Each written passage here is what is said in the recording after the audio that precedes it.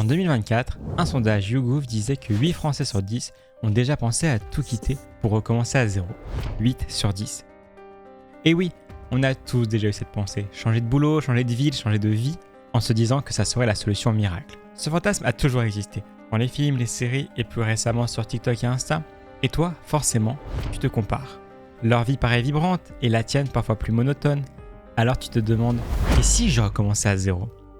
Mais est-ce que ça marche vraiment ? Et est-ce que c'est vraiment la solution ? C'est ce qu'on va explorer ensemble. On va voir ça sous 4 niveaux de changement de vie, du plus extrême au plus doux. Avec pour chacun ce que ça peut apporter, ce à quoi il faut faire attention et les risques réels à ne pas sous-estimer. Et à la fin de la vidéo, je te donnerai des conseils concrets pour savoir toi où tu en es. On commence avec le niveau 4, le grand saut, tout quitter. C'est la version la plus radicale, tu démissionnes, suivant tout tu pars. Alors, qu'est-ce que ça peut apporter ? D'abord, un immense sentiment de liberté, la possibilité de repartir de zéro, de tout réinventer. Ton métier, ton cercle social, ton quotidien, pour certains, c'est une vraie renaissance. Mais attention, ce genre de changement ne le fais pas sur un coup de tête.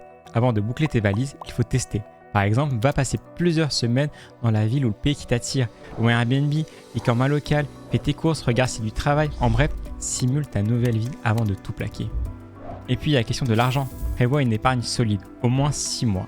Enfin, il faut toujours garder un plan B. Parce que si ça rate, revenir en arrière peut être encore plus dur. Et là, on va aux risques. Ils sont énormes. Le principal, c'est le double échec.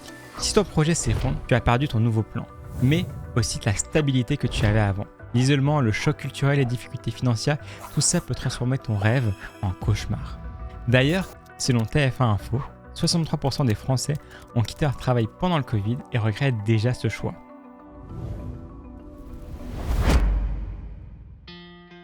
On passe au niveau 3, le changement de décor maîtrisé. Ici, on est dans une version plus mesurée. Tu changes beaucoup, mais tu gardes tes repères. Côté positif, c'est souvent un vrai souffle. Tu déménages dans une autre ville pour vivre au bord de la mer ou à la montagne, ou bien changer de métier dans ton propre pays, ça apporte de la nouveauté sans casser toute ta vie. Tu trouves une énergie différente, tu changes ton quotidien, mais tu restes dans ta culture, ta langue, ton cercle proche. Par contre, avant de foncer, il faut vérifier que ce n'est pas qu'un fantasme. Tu rêves d'être fleuriste ? Alors fais un stage, une formation, parle à des pros. Tu veux quitter la grande ville pour la campagne ou inversement ? Ok. Mais va y passer plusieurs semaines. Vis comme un habitant avant de décider. Parce que ton quotidien va forcément changer et va peut-être pas forcément te correspondre. C'est comme ça que tu éviteras de foncer les yeux fermés.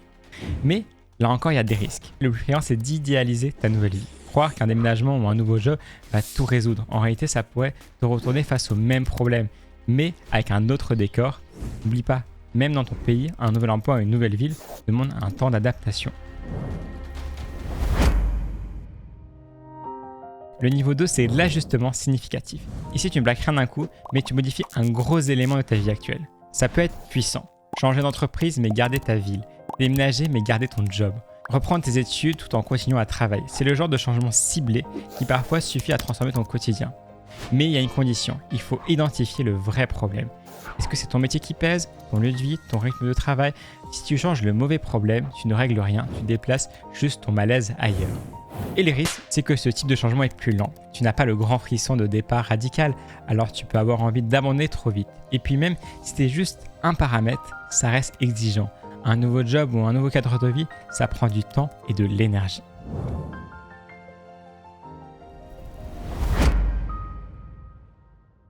Et pour finir, le niveau 1, les petits ajustements du quotidien.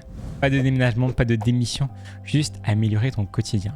C'est souvent plus puissant qu'on ne le croit. Reprendre le sport, poser des limites au travail, apprendre un nouvel hobby, passer plus de temps avec tes proches. L'avantage, c'est que tu peux commencer ça tout de suite, sans risque, sans gros moyens, et parfois ces petites habitudes changent radicalement ton état d'esprit. Par exemple, l'assurance maladie rappelle que l'activité physique régulière réduit le stress et améliore l'estime de soi. Mais il faut être lucide, un petit ajustement ne résoudra pas un énorme problème de fond. Si ton travail est toxique, un cours de yoga ne suffira pas. Et surtout, ces habitudes demandent de la constance. Une étude a montré qu'il faut en moyenne 66 jours pour ancrer une nouvelle habitude.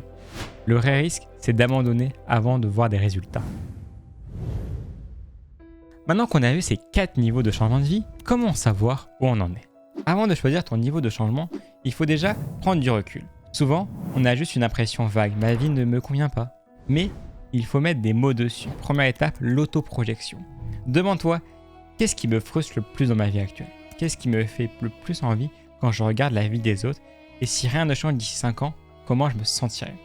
Ces 3 questions simples permettent de faire le tri entre un ras-le-bol passager et un vrai besoin de transformation. Deuxième étape, la roue de la vie. C'est un outil virtuel qui t'aide à avoir clair. Tu prends un cercle, tu le divises en 8 domaines: travail, finances, santé, couple, famille, amis, loisirs et développement personnel. Tu notes chacun de 0 à 10 selon ta satisfaction actuelle. Tu relis les points et d'un coup d'œil, tu vois les creux, les zones de ta vie qui tirent tout le reste vers le bas.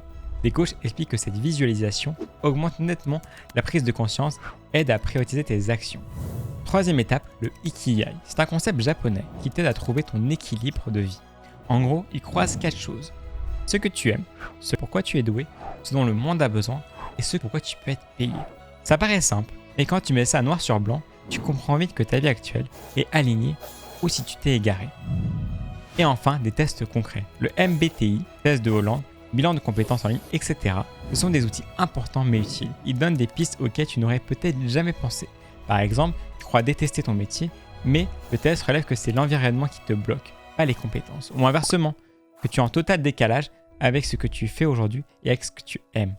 En combinant ces exercices, l'autoprojection, la roue de la vie, l'ikigai et les tests, tu passes d'un vague « j'ai envie de tout plaquer » à une vraie carte de la situation. Et là, tu peux décider en conscience si tu dois juste ajuster quelques détails ou envisager un changement radical. En conclusion, changer de vie fait rêver. Mais ça ne veut pas toujours dire tout plaquer. Pour certains, le grand saut est une libération. Pour d'autres, un simple ajustement suffit à rallumer la flamme. Le plus important, c'est pas de copier les autres, c'est de savoir ce dont toi tu as vraiment besoin. Alors, avant de tout plaquer, pose-toi les bonnes questions. Et rappelle-toi, le vrai changement ne dépend pas d'un billet d'avion, il commence par une décision, ici et maintenant.